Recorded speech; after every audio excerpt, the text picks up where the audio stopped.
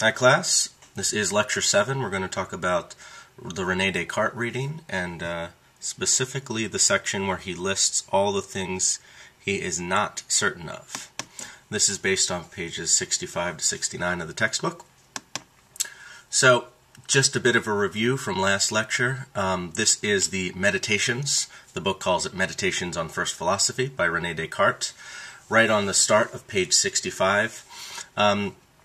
We catch Descartes at a time in his life where he is looking for some set of beliefs he can be absolutely certain of, and he wants to use those beliefs as a foundation to start over in his life, to find at least some sort of bedrock certainty he can use to build the rest of the beliefs off of. And we catch him trying to test each one of his beliefs by doing this doubt method. We called it methodological skepticism.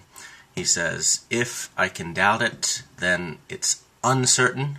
I need to set it aside for now, get back to it later. If I can't doubt it, then it is certain, and that's going to be part of my foundation. So his definition of certainty for what it is we're doing here is being unable to doubt something.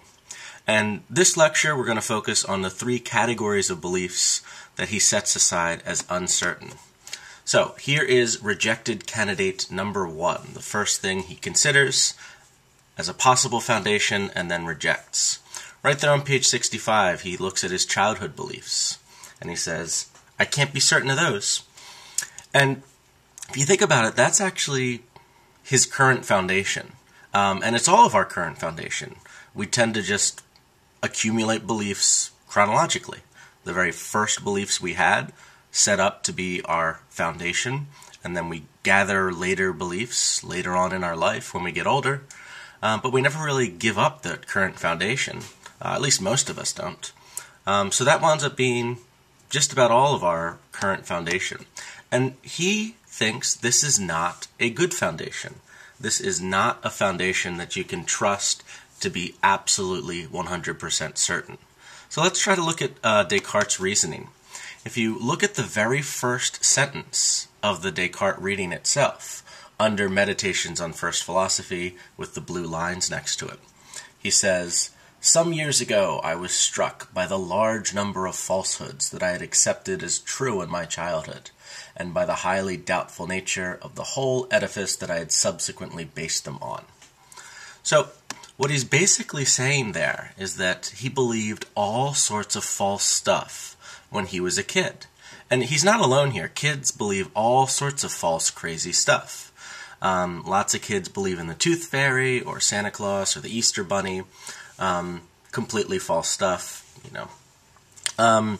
Lots of kids believe that their parents are, you know, Wonder Woman and Superman, that their parents know everything and can do everything. There are tons of kid beliefs. I like to think of a whole set of Sesame Street lies as examples of things that kids believe that just aren't true.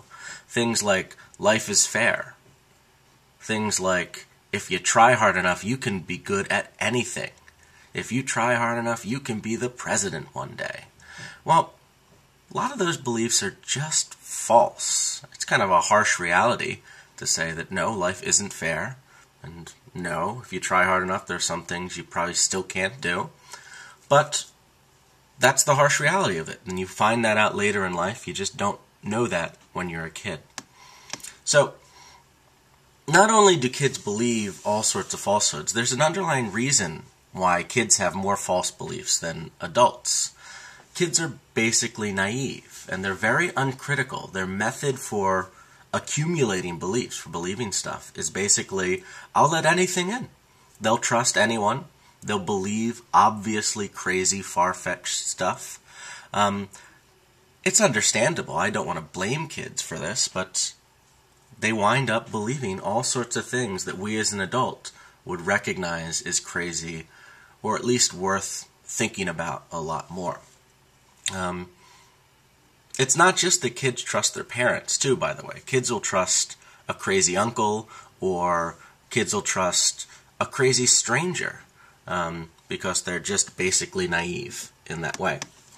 And what really gives us reason to reject childhood beliefs is that, for all we know, we may still be believing some of these falsehoods that we first accepted when we were a child. So, because it's our current foundation, we know that we've gotten rid of a lot of those false beliefs. We looked and we saw, hey, that's not right, there's no tooth fairy, and life's not fair, and all that sort of stuff. But there still may be a handful of those beliefs that we first accepted in our uncritical stage as a child and never really considered and looked back on again. I know there are a lot of examples in my life where I was way too old to wind up giving up a belief that I should have given up a long time ago. Alright, so this entire point that Descartes is trying to let us know is that there's a good reason to doubt the accuracy of these childhood beliefs. If there's a reason to doubt, according to his method, that means we can't be certain of these childhood beliefs, so we set these beliefs aside. This is a rejected candidate for our foundation. Not going to be a foundational belief. Alright, let's turn the page to page 66, where he discusses another set of beliefs. These are the beliefs that you form via your senses. All your five senses: sight, hearing, taste, smell, touch, these sorts of things. Descartes winds up rejecting this. This is another category that seems very common, very foundational. If we know anything, it seems we know it via our perception, our ability to look around us and experience the physical world via our sight, via our hearing, etc. So why does he get rid of this? Well, the very first thing he says in that bottom chunk on page 66 is that the senses sometimes deceive us. They sometimes let us down. And here's the actual quote he's got here. Whatever I have up till now accepted as most true, I have acquired either from the senses or through the senses. But from time to time, I found that the senses deceive. And it's prudent never to trust completely those who have deceived us even once. So, his first big point here is that our senses deceive us all the time. I don't know that it's an active deception where it's like one person deceiving another into drinking poison or something like that. But our senses do mislead us all the time. There are lots of times, particularly when I first got my two kittens, when I would see my kittens all over the place, but I wouldn't actually see them. It would be a bit of an illusion. I would be hanging out in a class where my kittens weren't even there. They were at home. But I would see some movement that I thought was my kittens in the out of the corner of my eye. And I thought it was my cats, and it wasn't. Oftentimes I hear my name when I'm just sort of walking around. Anytime someone begins with sh, some sentence with sh, I just interpret it naturally as Sean. And I turn and I look and I say, is someone just saying my name? No, it's not. It's just I have the illusion of hearing my name. If you've ever gotten in the habit of putting your phone on vibrate, sometimes you will feel a phantom vibration from your phone that doesn't really exist.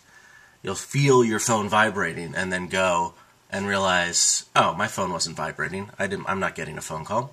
Or you realize you don't even have your phone on you, but you still phantomly somehow feel that vibration. So there are all sorts of ways that our senses can mislead us, give us these false beliefs that we can't really trust on.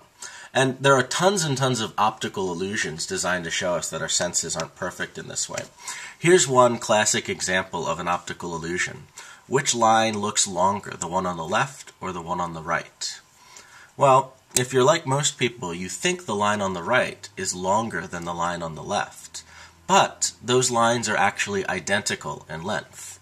And there's little we can do to perceive that those lines are equal in length. It just looks that way, that the right line is longer than the left line.